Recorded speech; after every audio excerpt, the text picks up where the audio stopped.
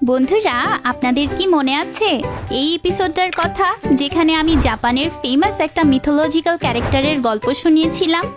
আজকের এপিসোডটাও কাপ্পাকে নিয়ে, তবে এই কাপ্পাটা আর কেউ না, বরং আমাদের শিজুকা। তাই আজকের ইন্টারেস্টিং ভিডিওটি আপনারা লাস্ট অবধি দেখুন।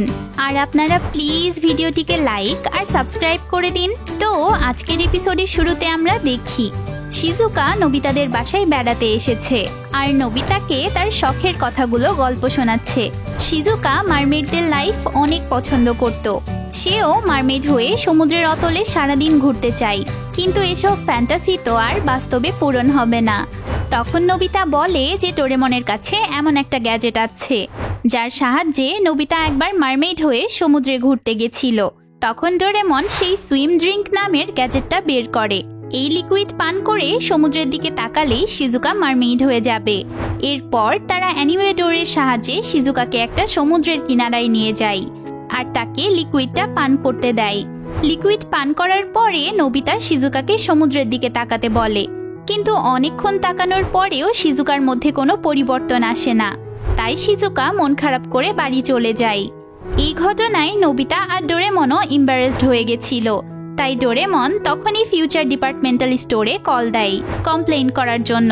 তখন ম্যানেজার ডোরেমনকে জানায় যে গ্যাজেটটাতে অনেকগুলো ফ্লেভার আছে, যেমন মারমেইড লিকুইড ইউজ করলে সমুদ্রের দিকে তাকাতে হবে, হাফ ফিশম্যানের লিকুইড ইউজ করলে বনিতো টুনার দিকে দেখতে হবে, কাপ্পার লিকুইডটা ইউজ করলে কিউকাম্বারের দিকে দেখতে হবে বা কিউকাম্বার খেতে হবে। এবার ডোরেমন খেয়াল করে যে তারা তো শিজুকাকে কাপ্পার লিকুইডটা ইউজ করতে দিয়েছিল, তার মানে কিউকাম্বার দেখলেই শিজুকা কাপ্পায় রূপান্তরিত হয়ে যাবে। শিজুকা যদি কোনোভাবে কাপ্পায় রূপান্তরিত হয়ে যায় তাহলে তো অনেক বিপদ হতে পারে তার। তাই তারা শিজুকাকে খুঁজতে চলে যায়। ওইদিকে শিজুকা মার্কেটের রাস্তা দিয়ে বাড়ি ফেরার সময় একটা দোকানে কিউকাম্বার দেখতে পায়। এতে সে নিজের অজান্তেই কাপ্পা হয়ে যায়। তখন একটা বাচ্চা মেয়ে শিজুকাকে দেখে অবাক হয়ে বলতে থাকে যে তুমি তো একটা কাপ্পা। এ কথা শুনে শিজুকা অনেক লজ্জা পেয়ে যায়। বাচ্চা মেয়েটার কথা শুনে শিজুকা একটা কাচের দরজায় নিজের রিফ্লেকশন দেখে আর নিজেও হতবাক হয়ে যায়। ভাগ্যক্রমে ডোরেমন আর নোবিতা শিজুকাকে খুঁজতে খুঁজতে সেখানে চলে আসে। শিজুকাকে এই অবস্থায় দেখে তারা দ্রুত শিজুকাকে সেখান থেকে নিয়ে পালিয়ে যায়। কিন্তু কিছু দূর দৌড়ে আসার পরই শিজুকা বসে পড়ে, তার অনেক মাথা ঘুরছিল। তখন ডোরেমন খেয়াল করে যে শিজুকার মাথার ডিস্কটা শুকিয়ে গেছে। সে দ্রুত নোবিতাকে পানি আনতে বলে। নোবিতা কোনো মতে পানি খুঁজে এনে শিজুকার মাথার ডিস্কে ঢেলে দেয়। এবার শিজুকা যেন প্রাণ ফিরে পায় আর তখনই সে নিজের আসল রূপে ফিরে আসে। ডোরেমন বলে, কিছুক্ষণ কিউকাম্বার থেকে দূরে থাকলেই শিজুকা নর্মাল হয়ে যাবে, তবে এই গ্যাজেটের ইফেক্ট একদিন পর্যন্তই থাকবে। এতে শিজুকা যেন ডিপ্রেশনেই চলে যায়। শিজুকাকে সান্ত্বনা দেওয়ার জন্য নোবিতা বলতে থাকে যে এই সিজনে শসা অতটা দেখা যায় না, তাই তুমি নিশ্চিন্তে থাকো। তখনই একটা ট্রাক ভর্তি শসা নিয়ে কিছু লোক এসে তাদের কোম্পানির অ্যাড করতে শুরু করে। এতগুলো শসা দেখে তো শিজুকা আবার কাপ্পা হয়ে যায়। তখন নোবিতা আর ডোরেমন আবার শিজুকাকে নিয়ে পালিয়ে যায়, যাতে কেউ তাকে এই অবস্থায় না দেখে ফেলে। তারা একদম প্লেগ্রাউন্ডে এসে থামে। তখন আবার জিয়ান আর সুনিও সেখানে চলে আসে। নোবিতাদের প্লেগ্রাউন্ডে দেখে তারা খুশি হয়ে যায়। জিয়ান আর সুনিও পাহাড়ের জঙ্গল থেকে এক ধরনের বিটেল ধরে এনেছিল। তারা সেই বিটেল দুইটা নোবিতাদেরকে দেখায়। সুনিও বলে যে এই বিটেলকে খাওয়ার জন্য সে একটা শসার টুকরো খাঁচার মধ্যে রেখেছে। শসার টুকরো দেখে তো শিজুকা আবার কাপ্পা হয়ে যায়। নিজের সামনে কাপ্পা দেখে সুনিও ভয়ে জিয়ানকে ডাকতে থাকে, তবে জিয়ান তাকানোর আগেই শিজুকা নর্মাল হয়ে গেছিল। সে সুনিওকে বিরক্ত হয়ে বলে যাতে সে শিজুকাকে এমন খারাপ কথা না বলে। সুনিও ভাবে যে এটা তার মনের ভুল। সে আবার বিটেলের খাঁচা শিজুকাকে দেখাতে লাগে। এতে শিজুকা আবার কাপ্পা হয়ে যায়।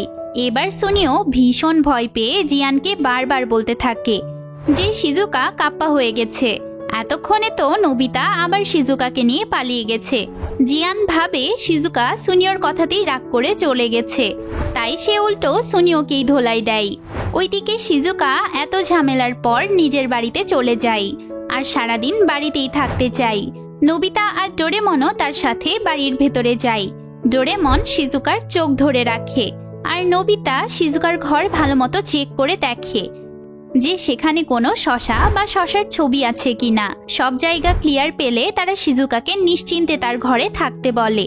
সেদিন শিজুকার মা নোবিতা আর ডোরেমনকে তাদের বাসায় লাঞ্চ করতে বলে। লাঞ্চ করার ইনভিটেশন পেয়ে নোবিতারা বেশ খুশি হয়ে যায়। কিন্তু সেদিন লাঞ্চে শিজুকার মা চাউমিন বানিয়েছিল, যেটার মধ্যে এক গাদা শসা ছিল। খাবারের প্লেট দেখে তো শিজুকা আবার কাপ্পা হয়ে যায়। শিজুকা কোনো মতে তার মায়ের থেকে লুকিয়ে যায় আর নর্মাল হওয়ার পর লাঞ্চ করতে বসে। লাঞ্চ শেষে শিজুকার মা তাকে বাজারে গিয়ে কিছু জিনিস কিনে আনতে বলে। শিজুকা তো তার মাকে কোনো কাজে মানা করতো না, তাই সে বাধ্য হয়েই মার্কেটে চলে যায়। নোবিতা আর ডোরেমনও তার সাথে যায়, যাতে বিপদে পড়লে তারা শিজুকাকে হেল্প করতে পারে। তারা মার্কেটে গিয়ে দেখে চারিদিকের দোকানে কিউকাম্বার রাখা আছে। এসব দেখে শিজুকা কাপ্পা হয়ে যাচ্ছিল। এবারও সেই বাচ্চা মেয়েটা তাকে কাপ্পার অবস্থায় দেখে ফেলে। তাই তারা শিজুকাকে সাইডের একটা দোকানে নিয়ে যায়। তবে সেই দোকানে ভালো কোয়ালিটির মিট পাওয়া যাচ্ছিল না।